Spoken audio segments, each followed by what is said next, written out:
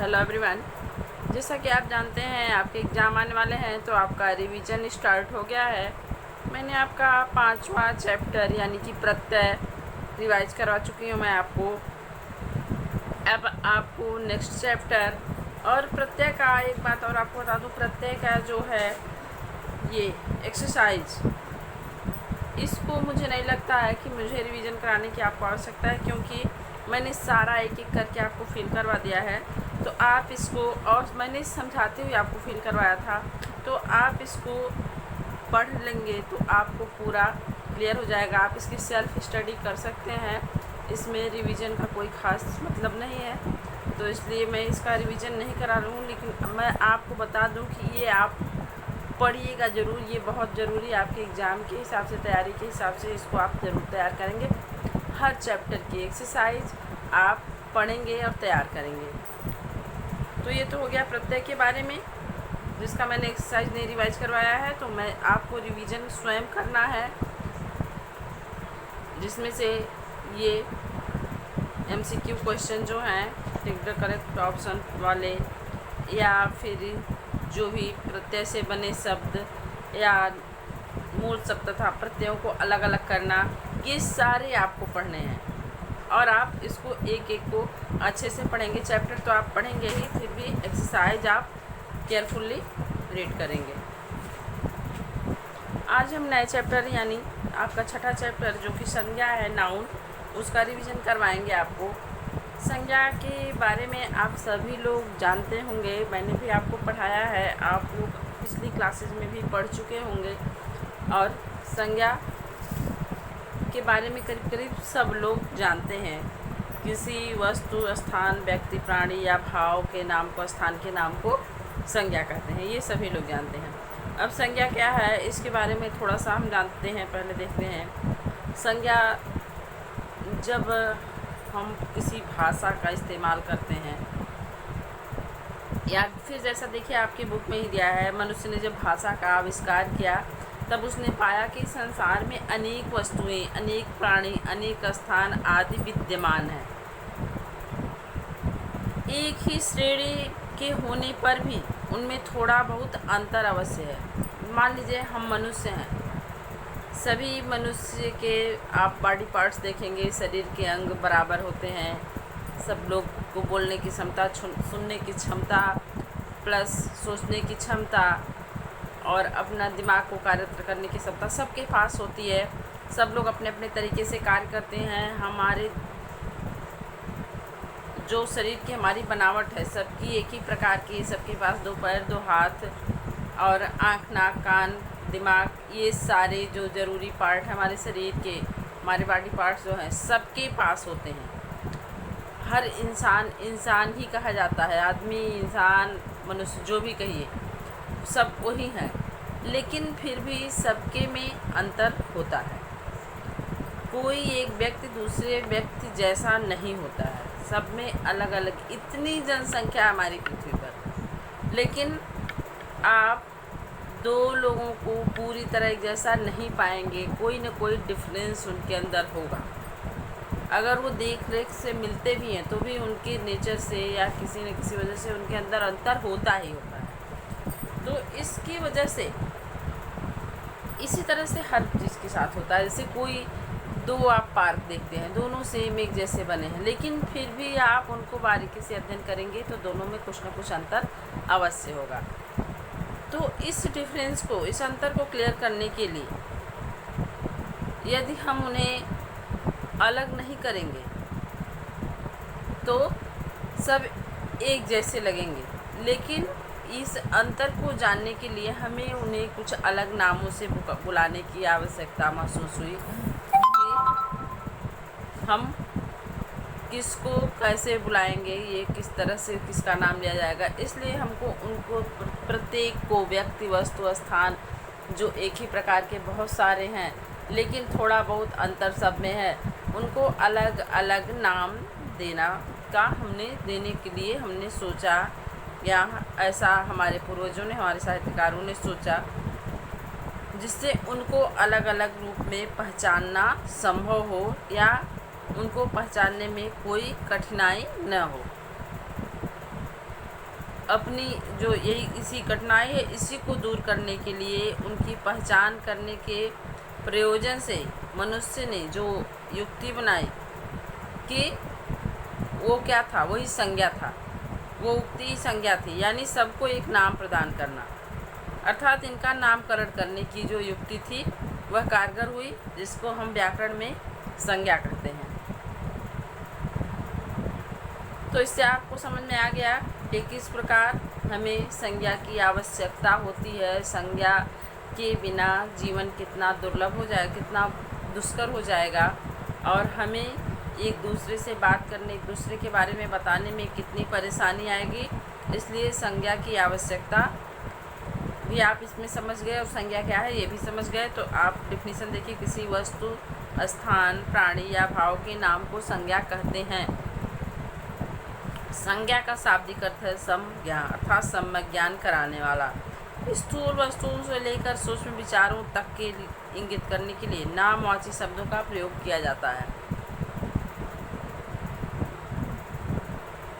संसार की जितनी भी गोचर अगोचर वस्तुएं या विचारों की अवधारणाएं हैं, उन सब का कोई न कोई नाम अवश्य होता है। जैसे व्यक्तियों के नाम, यश, मनमोहन सिंह, साइना नेहवाल आदि, ये व्यक्तियों के नाम हैं। प्राणियों के नाम मनुष्य, लोमड़ी, कुत्ता, बिल्ली, हाथी, घोड़ा, जो भी आप प्राणियों के नाम ले सकते हैं। वस्तुओं के नाम कुर्सी, मेज, पुस्तक, कंप्यूटर, लैपटॉप। स्थानों के नाम मेरठ, गांव, शहर, घर, विद्यालय, अस्पताल। भावों के नाम उत्साह, हिम्मत, हंसी, खुशी, दया आदि। ये सब क्या है? ये सब संज्ञाएं हैं। चाहे वो भावों के नाम हो, चाहे व्यक्तियों के नाम हो, प्राणियों के नाम हो, वस्तुओं के नाम है, स्थानों के नाम हो, सभी को हम संज्ञा कहते हैं। हाँ, ये बात अलग है कि इनके भेद अलग अलग होते हैं। तो संज्ञा के हम 3 भेद करते हैं: व्यक्तिवाचक संज्ञा, जातिवाचक संज्ञा, भाववाचक संज्ञा।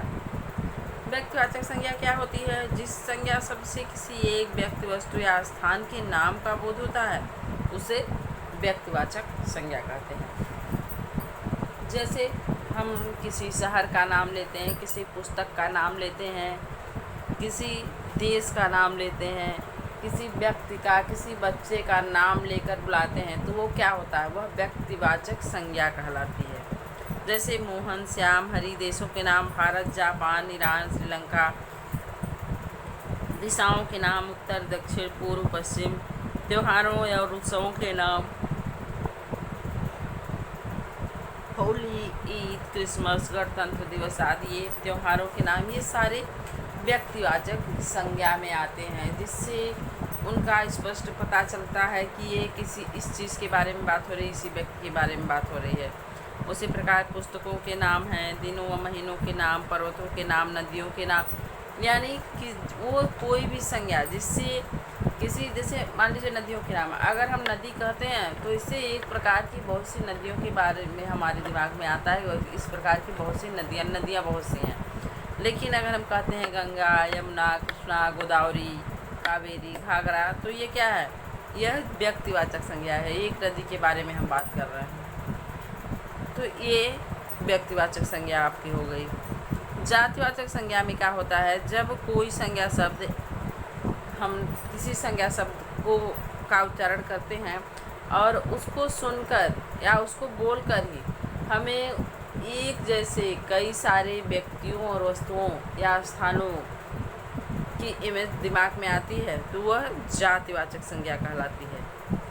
अर्थात एक ही जाति के अनेक वस्तु या प्राणी या स्थान, जैसे बालक, घोड़ा, मंदिर, डॉक्टर, पंडित,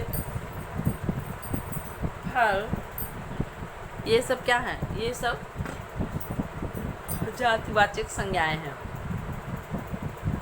कुछ अन्य जातिवाचक संज्ञाएं जैसे वस्तुओं में मेज, कुर्सी, पेड़, फूल, पुस्तक आदि ये जातिवाचक संज्ञाएं होती हैं। प्राणियों में मनुष्य, स्त्री, घोड़ा, शेर, पक्षी, सैनिक आदि। स्थान में शहर, गांव, देश आदि। ये जातिवाचक संज्ञाएं होती हैं। व्यक्तिवाचक संज्ञा का जातिवाचक संज्ञा के रूप में प्रयोग। कभी कभी व्यक्तिवाचक संज्ञा का जातिवाचक संज्ञा के रूप में प्रयोग होता है। कैसे?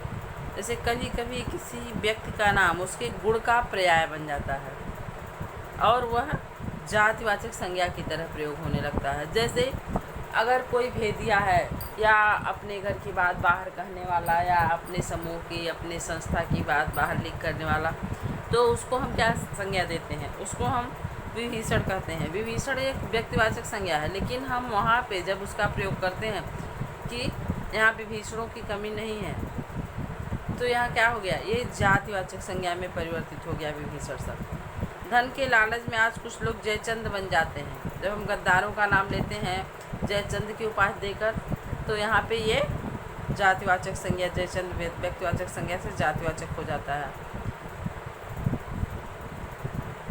तो इस तरह से व्यक्तिवाचक संज्ञा का कहीं कहीं जातिवाचक संज्ञा के रूप में प्रयोग हम करते हैं।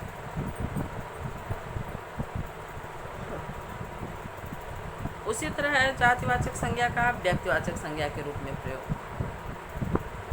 जैसे हम व्यक्तिवाचक संज्ञा का कभी कभी जातिवाचक के रूप में प्रयोग करते हैं, उसी प्रकार जातिवाचक संज्ञा का व्यक्तिवाचक संज्ञा के रूप में भी अधिकतर प्रयोग होता है। जैसे गांधी एक जातिवाचक संज्ञा है, लेकिन हम जब गांधी जी कहते हैं तो यह व्यक्तिवाचक संज्ञा बन जाती है, क्योंकि हमें पता है ये हम बापू के लिए, हमारे राष्ट्रपिता महात्मा गांधी के लिए गांधी जी शब्द का प्रयोग करते हैं। तो जिनका अभी कल ही जन्मदिन भी था गांधी जी का, तो आप देखेंगे कि गांधी एक जातिवाचक संज्ञा है, लेकिन हमने गांधी जी कहा और आपकी समझ में तुरंत बापू यानी हमारे राष्ट्रपिता का चेहरा आ गया, तो ये क्या हो गया, ये व्यक्तिवाचक संज्ञा हो गई। जातिवाचक संज्ञा का व्यक्तिवाचक संज्ञा के रूप में प्रयोग। इसी तरह हमारे नेताजी हैं, हमारे देश में अनेक नेता हैं, अच्छे बुरे हर तरह के नेता हैं। नेताओं की छवि काफ़ी अच्छी नहीं मानी जाती हमारे देश में, लेकिन अगर हम कहते हैं नेताजी ने कहा था, तो नेताजी का मतलब एक बार जो छवि हमारे दिमाग में, हमारी आंखों के सामने उभर कर आती है, वह नेताजी सुभाष चंद्र बोस की होती है। तो यहाँ पे भी जातिवाचक संज्ञा का व्यक्तिवाचक के रूप में प्रयोग हो रहा है। अब हम तीसरा संज्ञा देखेंगे, भाववाचक संज्ञा।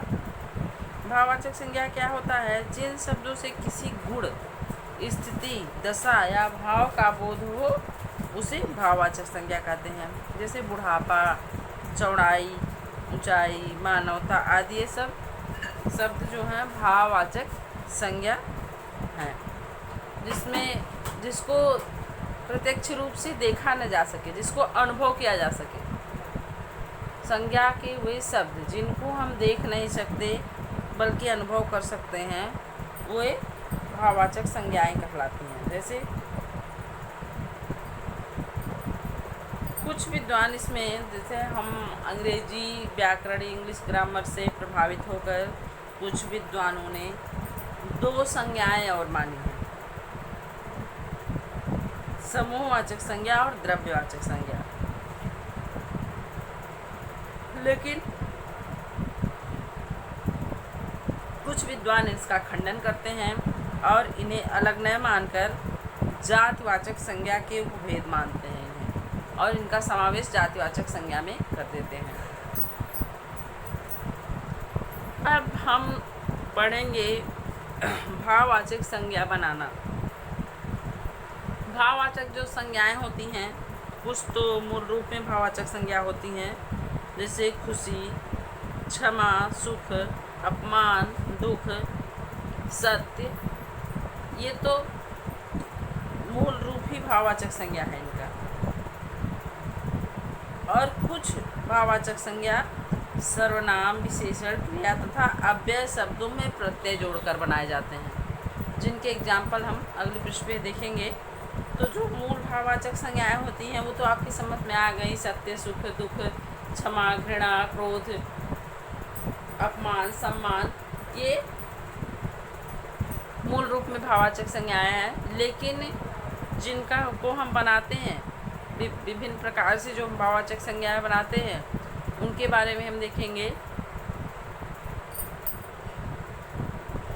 जातिवाचक संज्ञा से भाववाचक संज्ञा की रचना। यहाँ पे देखिए, बच्चा जातिवाचक शब्द है, बंधु, राष्ट्र, मित्र, जाति, व्यक्ति, दोस्त, कवि, पराधीन, नेता, ये सारे व्यक्ति जातिवाचक संज्ञाएं सारी हैं, इनको हम किस तरह से भाववाचक संज्ञा में कन्वर्ट करते हैं। बच्चा का बचपन, बंधु बंधुत्व, राष्ट्र राष्ट्रीयता, मित्र मित्रता, जाति जातीयता, व्यक्ति व्यक्तित्व, दोस्त दोस्ती, कवि कवित्व, पराधीन पराधीनता, नेता नेतृत्व। तो यही हमने देखा कि जातवाचक संज्ञाओं का भाववाचक संज्ञा में परिवर्तन हो गया। इसी प्रकार से सर्वनाम से भाववाचक संज्ञा की रचना। अपना अपनत्व, निज निजत्व, अहम अहंकार, पराया परायापन, स्व स्वत्व, मम ममत्व। तो इस तरह से आप देखेंगे सर्वनाम शब्दों से भी भाववाचक संज्ञाओं का निर्माण हुआ। फिर हमारे विशेषण शब्द हैं। विशेषण जैसे अच्छा, सुंदर, खराब, कठोर, कोमल, मजबूत, ये सब जो शब्द हैं ये विशेषण का कार्य करते हैं। इनसे भी हम भाववाचक संज्ञाओं का निर्माण करते हैं विशेषण शब्दों से। विशेषण शब्द यानी जो किसी की विशेषता बताएं। जो विशेषता बताने वाले शब्द होते हैं जैसे अच्छी पुस्तक, वीर योद्धा, सुंदर लड़की, अच्छी पुस्तक, ये सब विशेषण शब्द हैं।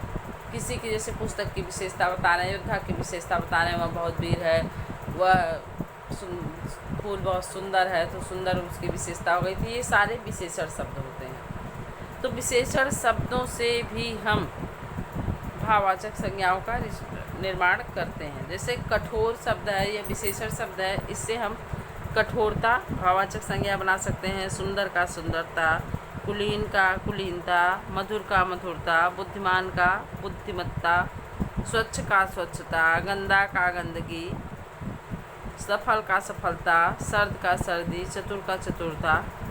तो ये हो गया विशेषण से भाववाचक संज्ञा का निर्माण या भाववाचक संज्ञा की रचना या भाववाचक संज्ञा बनाना। जो भी आपको शब्द सुटेबल लगे आप दे सकते हैं वो नाम उसको।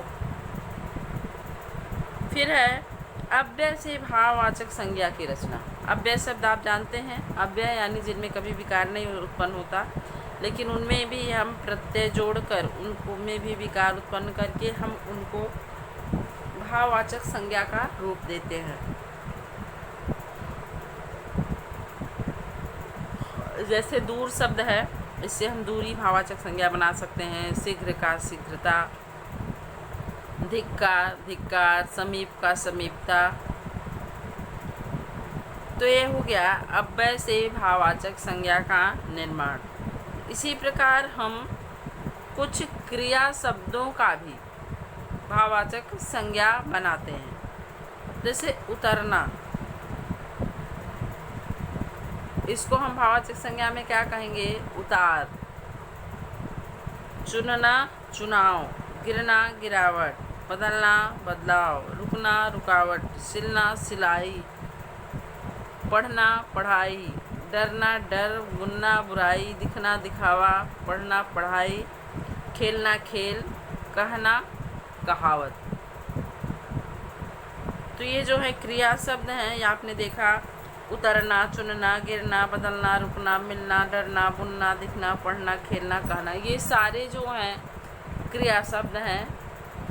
यानी जब कर्ता द्वारा कोई क्रिया संपन्न होती है, जो कार्य कर्ता द्वारा किया जाता है उसे हम क्रिया कहते हैं। जो भी कार्य, जैसे राम पढ़ रहा है तो राम कर्ता हो गया, राम ने पुस्तक पढ़ी, राम कर्ता हो गया यहाँ पे, लेकिन पुस्तक किसके द्वारा पढ़ी गई? राम ने पुस्तक पढ़ी, तो वो जो कर्ता क्रिया करता है, कर्ता जो भी क्रिया करता है, कार्य करता है, उसे हम क्रिया कहते हैं। और क्रिया से भी हम भाववाचक संज्ञाओं का निर्माण करते हैं। तो पढ़ना क्रिया है राम की, राम ने पुस्तक पढ़ी, पढ़ना उसकी क्रिया है। तो क्रिया शब्द में किस प्रकार हम उसको बना सकते हैं भाववाचक संज्ञा? पढ़ना का हम कह सकते हैं पढ़ाई शब्द, पढ़ाई जो है भाववाचक संज्ञा बन गई पढ़ना क्रिया शब्द से। लिखना का लिखावट बन गया, दिखना का दिखावा बन गया, खेलना का खेल, कहना का कहावत। इस तरह से हम क्रिया शब्दों का भी भाववाचक संज्ञा में बदल सकते हैं क्रिया शब्दों को, जैसे उतरना उतार, चुनना चुनाव, गिरना गिरावट, बदलना बदलाव, रुकना रुकावट, सिलना सिलाई, डरना डर, बुनना बुनाई, दिखना दिखावा, पढ़ना पढ़ाई, खेलना खेल, कहना कहावत या कहानी। तो ये क्रिया शब्दों के द्वारा निर्माण हुआ भाववाचक संज्ञा का। तो ये हमारे चैप्टर का रिवीजन कंप्लीट हो गया। हम सार देखते हैं चैप्टर का। किसी वस्तु, स्थान, प्राणी या भाव के नाम को संज्ञा कहते हैं। संज्ञा के 3 भेद होते हैं: व्यक्तिवाचक संज्ञा, जातिवाचक संज्ञा, भाववाचक संज्ञा। जब कोई संज्ञा शब्द एक ही प्रकार के सभी प्राणियों, वस्तुओं, स्थानों का बोध कराता है उसे जातिवाचक संज्ञा कहते हैं। यानी कि एक ही प्रकार के अनेक स्थानों का बोध हो, या एक ही प्रकार के अनेक प्राणियों का बोध हो, एक ही प्रकार के अनेक वस्तुओं का बोध हो, तो वो जातिवाचक संज्ञा कहलाती है। जैसे हम कहते हैं घोड़े या घोड़ा, तो हमें बहुत से घोड़े समझ में आते हैं। हम कहते हैं मनुष्य, तो हमें सारे मनुष्य दिखाई देते हैं कि बहुत सारे मनुष्य हैं। तो एक ही जाति के या एक ही प्रकार के अनेक प्राणियों, व्यक्तियों और वस्तुओं का बोध कराने वाले शब्द जातिवाचक संज्ञा कहलाते हैं। तो ये आपका चैप्टर कंप्लीट हो गया। बाकी इसमें भी एक्सरसाइज जो है आप सेल्फ रिवीजन करेंगे इसका। Tick the correct option. देखिए मैंने सारे टिक करवा दिए हैं। संज्ञा कहते हैं वस्तु के नाम को, व्यक्ति के नाम को, स्थान के नाम को। इसमें से आपको टिक किस पे लगा है? इन सभी को संज्ञा कहते हैं। साधु की भाववाचक संज्ञा, संज्ञा के भेद, थकावट, तो इसमें सारे पे टिक हुआ है। तो आपको इसको सेल्फ स्टडी करनी है। और ये चैप्टर का रिवीजन आपका कंप्लीट हो गया। ये एक्सरसाइज आप सेल्फ स्टडी करेंगे। Thank you, have a great day.